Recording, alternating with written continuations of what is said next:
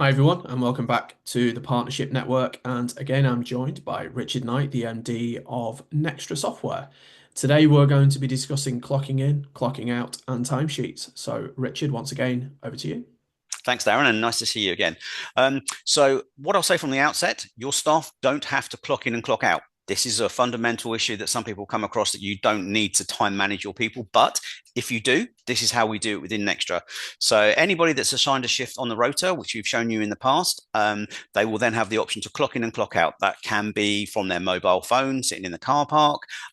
We can provide clock-in terminals, the old-fashioned pin entry ones. We can do biometrics, so they can use facial ID. Or you can use just something like a tablet on a bar or at reception with a PIN number, so they can access that facility to clock in and clock out. This is what the live clock-in screen looks like. So you can see these are the people that we've got scheduled to work today. I can see what time they've clocked in. So we've got a couple of greenkeepers that have clocked in early. We used this myself earlier to demonstrate the geolocation, which we did in another video, and how I couldn't clock in because I actually wasn't on site. So I've got no clock in against here. And we've got some sort of shifts with finishes and those sorts of things in there. What I can do from some of these screens, and if I go back one screen, so I look at yesterday's, is it's going to tell me if and certainly if we're paying people, potentially staff maybe on 0 hours who we're paying by the minute, or we've got staff that are maybe they're going to have deductions or enhancements based on the time that they've worked against their contracted hours. This is potentially where we can start to see this. So we've got a number of the team here that maybe have clocked out early, arrived late for work. The system's saying that we potentially can deduct pay from them, but we can also add pay to them. We'll perhaps cover that in another video in terms of pay rules and how we can automate all the payroll process. But for now, this is just a system warning. It's not going to deduct people money. It's just a case of saying we've noted that they clocked in late, and this is how we view it. So that's for yesterday, and that's how we view the clock-ins. We can add manual clock-ins. So if you've got somebody that have come in and said, "Oh, I've forgotten to clock in," like we did for myself earlier on, as a manager, they can go in and basically clock them in with a manual clock-in. One of the courses that we're speaking to at the moment said they'd quite like to use this for their pros when they're out on the range, potentially leaving late at night, so can't get into the clubhouse. And obviously, if they've forgotten to clock out, we can do that at the end of the day, or even the next morning, just to keep the timesheets all up and accurate. So if I come out of here, that's the clocking screen. Some of the other things that we are talking to people about at the moment, and is a slight steer away from clockings, is when we're talking about sort of fire evacuation processes.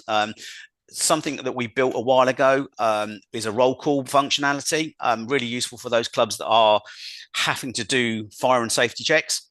This is live, tells us who's present based on their clock in, and we can go through and very, very quickly at our fire control point, sort of acknowledge that people are here, they're not here. We can directly telephone people from here. So if we knew somebody was on site, we can click, and certainly on a mobile device, we can click their number. It will go and ring them, and you can basically say, I know you're on site. Where are you? So et cetera, et cetera.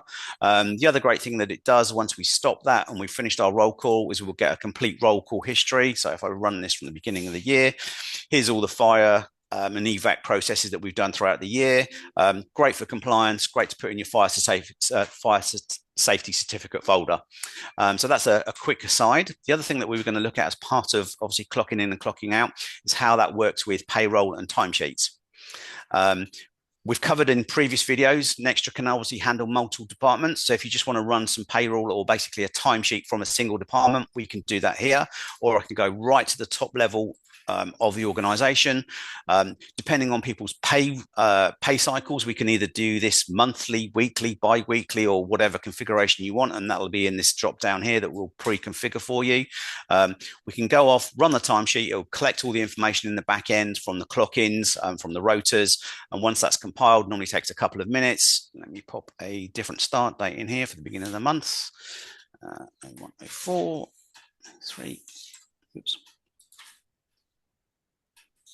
Let's just see if that gives me those. Okay, so here's a whole load of timesheets that we've run throughout the year. If I just change the status to ones that we've submitted, it will just tidy up the screen a little bit. So this is generally what our timesheets look like. So I've got all my staff here.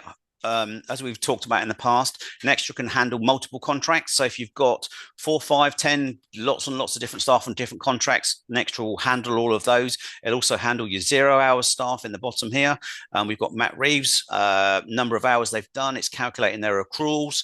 Um, so what we would do normally is once you've done your timesheet runs and you've got all your pay details, so obviously we've got the holiday accruals for 0 hour staff. I've got this guy's unfortunately not on this timesheet, not done any hours. Once we've done that, we're happy with that. We can hit the export to Excel. You can export that. What we normally do is we'll speak to your payroll company, align your element codes. So as soon as you export this and import it into your payroll system, everything lines up really nicely. Or we do have a number of payroll companies that we have what we call an API, which is an immediate integration, and we use the submit button that basically feeds our data straight into your payroll system. So it's an end-to-end seamless process. So that's sort of clocking in and clocking out payroll timesheets within Nextra. Thanks, Darren.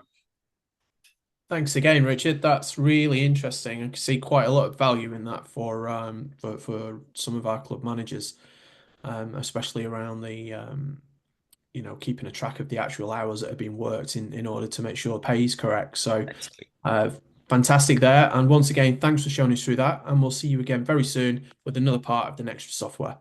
Thanks, Aaron.